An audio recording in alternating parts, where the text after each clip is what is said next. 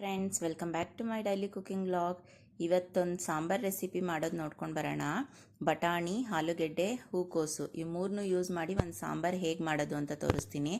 ಮೊದಲನೇದಾಗಿ stove flame on ಮಾಡಿ ಕುಕ್ಕರ್ಗೆ ಒಂದು ಸ್ವಲ್ಪ ಎಣ್ಣೆ ಹಾಕಿ ಒಂಚೂರು ಸಾಸಿವೆ, ಒಂಚೂರು ಕರಿಬೇವು, ಒಂದು ಚಿಕ್ಕ ಈರುಳ್ಳಿ, ಆಮೇಲೆ ಒಂದು ಚಿಕ್ಕ ಟೊಮೆಟೊ ಇಷ್ಟು ಹಾಕ್ಬಿಟ್ಟು ಫ್ರೈ ಮಾಡ್ಕೊಳ್ತಾ ಇದ್ದೀನಿ. ಫ್ರೈ ಮಾಡಿಬಿಟ್ಟು ಇದಕ್ಕೆ ಒಂದೇ ಒಂದು ಕಪ್ ಹಸಿ ಬಟಾಣಿ ತೊಗೊಂಡಿದ್ದೀನಿ. ಹಸಿ ಬಟಾಣಿ ಹಾಕ್ತಾಯಿದ್ದೀನಿ.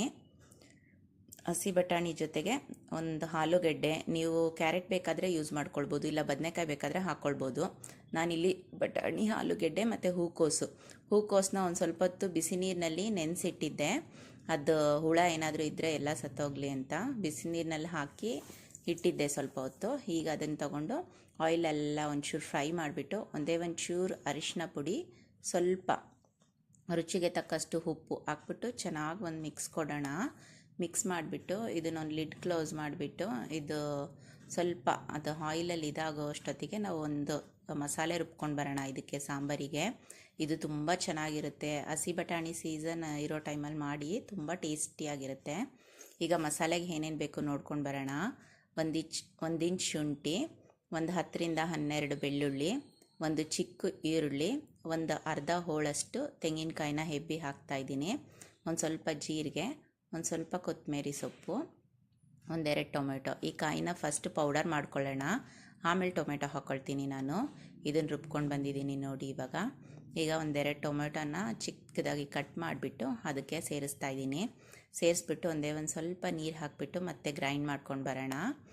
ನೋಡಿ, ಇವಾಗ ಗ್ರೈಂಡ್ ಮಾಡ್ಕೊಂಡು ಬಂದಿದ್ದೀನಿ. ಇದಕ್ಕೆ ಮನೆಯಲ್ಲೇ ಮಾಡ್ಕೊಂಡಿರೋ ಸಾಂಬಾರು ಪೌಡರ್ 2 ಟೇಬಲ್ ಸ್ಪೂನ್ ಹಾಕ್ಕೊಳ್ತಾ ಇದ್ದೀನಿ. ಸಾಂಬಾರು ಎಷ್ಟು ಬೇಕೋ ಅದನ್ನು ನೋಡಿ ಸಾಂಬಾರು ಪುಡಿ ಹಾಕ್ಕೊಳ್ಳಿ. ನಮ್ಮ ಸಾಂಬಾರು ಪುಡಿ ಸ್ವಲ್ಪ ಖಾರ ಕಡಿಮೆ ಇರೋದ್ರಿಂದ ಒಂದು 1/2 ಟೇಬಲ್ ಸ್ಪೂನಷ್ಟು ಹಚ್ಚ ಖಾರದ ಪುಡಿ ಹಾಕಿದ್ದೀನಿ. ನೋಡಿ, ಈಗ ಮಸಾಲೆ ರೆಡಿ ಇದೆ. ಇದು ಒಂಚೂರು ಆಯಿಲಲ್ಲಿ ಚೆನ್ನಾಗಿ ಸ್ವಲ್ಪ ಫ್ರೈ ಆಗಿದೆ. ಇದಕ್ಕೆ ಇವಾಗ ರುಬ್ಬಿಟ್ಕೊಂಡಿದ್ದೀವಲ್ಲ ತೆಂಗಿನಕಾಯಿ ಮಸಾಲ, ಅದನ್ನು ಹಾಕ್ಕೊಳ್ತಾ ಇದ್ದೀನಿ. ತುಂಬ ಈಸಿಯಾಗಿರುತ್ತೆ, ತುಂಬ ಟೇಸ್ಟಿ ಸಾಂಬಾರಿದು. ನೀವು ಒಂದು ಸತಿ ಟ್ರೈ ಮಾಡಿ, ತುಂಬ ಚೆನ್ನಾಗಿರುತ್ತೆ. ಹಾಕ್ಬಿಟ್ಟು ಇದು ಹಸಿ ವಾಸನೆ ಹೋಗಬೇಕು. ಇದಕ್ಕೆಲ್ಲ ಹಸಿ ಇದು ಯಾವುದೂ ಹುರಿದಿಲ್ಲ ಅಲ್ವಾ. ಹಸಿ ವಾಸನೆ ಹೋಗೋವರೆಗೂ ಒಂದು ಸ್ವಲ್ಪ ಅದನ್ನೆಲ್ಲ ಮಿಕ್ಸ್ ಮಾಡಿ ಒಂದು ಕುದಿ ಬರೋದಕ್ಕೆ ಬಿಡೋಣ. ಅದೊಂದು ಕುದಿ ಬರೋವರೆಗೂ ಹಾಗೆ ಆ ಜಾರ್ನಲ್ಲಿ ಮಸಾಲೆ ಏನಿದೆ ಅದಕ್ಕೊಂದು ಸ್ವಲ್ಪ ನೀರು ಹಾಕಿ ಒಂದು ಕುದಿ ಬರೋದಕ್ಕೆ ಬಿಡ್ತೀನಿ ನಾನು. ಇದಕ್ಕೆ ಬಿಸಿನೀರಾದರೂ ಹಾಕ್ಕೊಳ್ಬೋದು, ತಣ್ಣೀರಾದರೂ ಹಾಕ್ಕೊಳ್ಬೋದು. ಬಿಸಿನೀರು ಕಾಯಕ್ಕೆ ಇಟ್ಕೊಂಡು ಬಿಸಿನೀರು ಹಾಕ್ಕೊಂಡ್ರೆ ಸ್ವಲ್ಪ ಬೇಗ ಆಗುತ್ತೆ. ಇದು ಎಲ್ಲ ಹಸಿ ತರಕಾರಿ ಆಗಿರೋದ್ರಿಂದ, ಹಸಿ ಬಟಾಣಿ, ಆಲೂಗೆಡ್ಡೆ ಎಲ್ಲ ತುಂಬ ಬೇಗ ಬೇಯೋದ್ರಿಂದ ಒಂದೇ ವಿಜಿಲ್ ಸಾಕು, ಜಾಸ್ತಿ ಬೇಡ, ಒಂದೇ ಒಂದು ವಿಜಿಲು. ನೋಡಿ, ಈಗ ಮಸಾಲೆ ಪೌಡರೆಲ್ಲ ಹಾಕಿದ್ವಲ್ಲ ಅದೆಲ್ಲ ಚೆನ್ನಾಗಿ ಕುದೀತಾ ಇತ್ತು. ಈಗ ನಾನು ನೀರು ಹಾಕ್ಕೊಳ್ತಾ ಇದ್ದೀನಿ. ನಮಗೆ ಸಾಂಬಾರು ಎಷ್ಟು ಬೇಕೋ ಅಷ್ಟು, ಸ್ವಲ್ಪ ತೆಳ್ಳಗೆ ಇಲ್ಲಿ ಬೆಂದಮೇಲೆ ಸ್ವಲ್ಪ ಗಟ್ಟಿಯಾಗುತ್ತಿದ್ದು, ಅದರಿಂದ ಸ್ವಲ್ಪ ನೀರು ಹಾಕ್ಕೊಳ್ತಾ ಇದ್ದೀನಿ, ಒಂದು ಅರ್ಧ ಚೊಂಬಷ್ಟು. ನೋಡಿ, ಈ ಕನ್ಸಿಸ್ಟೆನ್ಸಿ ಇದೆ. ಈ ಟೈಮಲ್ಲಿ ನೀವು ಉಪ್ಪು ಖಾರ ಏನಾದರೂ ಬೇಕು ಅಂದರೆ ಚೆಕ್ ಮಾಡಿಕೊಂಡು ಒಂದು ವಿಜಿಲ್ ಬಂದರೆ ಸಾಕು. ಈ ಟೇಸ್ಟಿಯಾಗಿರೋ ಬಟಾಣಿ, ಆಲೂಗೆಡ್ಡೆ, ಹೂಕೋಸು ಸಾಂಬಾರು ರೆಡಿ ಆಗುತ್ತೆ. ನೋಡಿ ಎಷ್ಟು ಚೆನ್ನಾಗಿ ಬಂದಿದೆ ಅಂತ.